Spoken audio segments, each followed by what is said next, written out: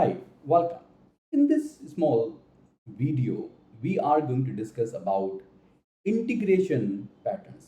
While you will be building integration, you will see three different patterns: application, schedule, and event. What is the purpose of each pattern? So you have to choose one pattern out of these three depending on your requirement. So there are three patterns as discussed: application, schedule, and event. So when you choose application based pattern, you will be choosing when you would like to create a REST based, SOAP based, any integration which should be kicked off from maybe mobile application or maybe Oracle ERP application, meaning data should come inside OIC, correct?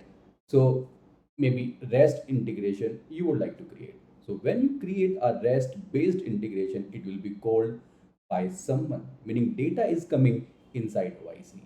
So whenever you would like to create a real-time based integration like polling, database polling, file polling, or REST-based integration, business event callback, you should choose your application.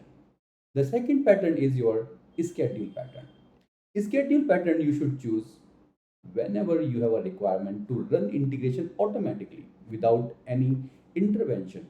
Maybe you would like to fetch the all the opportunities which are created in Salesforce in the last day and send these opportunities to Oracle ERP to create sales order. You can run those integrations maybe twice in a day, thrice in a day, 5 times in a day, once in a week, 2 weeks, maybe one in 2 weeks. The third pattern is your event based pattern. Event based pattern is very interesting. So this pattern is generally used whenever you would like to create publisher subscriber kind of integration.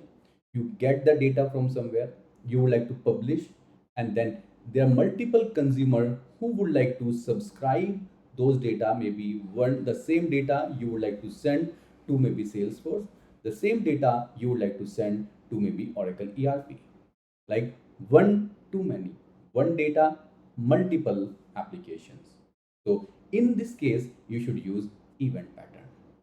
Now tell me in comment what exactly you would like to see in my next reel.